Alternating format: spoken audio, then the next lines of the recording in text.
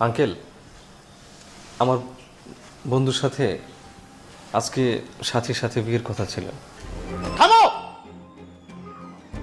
দুটি পরিবারের অনুমতি ছাড়া বিয়ে পর্যন্ত যেতে তোমাদের সাহস হলো কি করে? হ্যাঁ আঙ্কেল, সাথীকে একটু ডেকে দিলে আপনি ওর সাথে কথা বলে একটু বুঝতে পারতেন।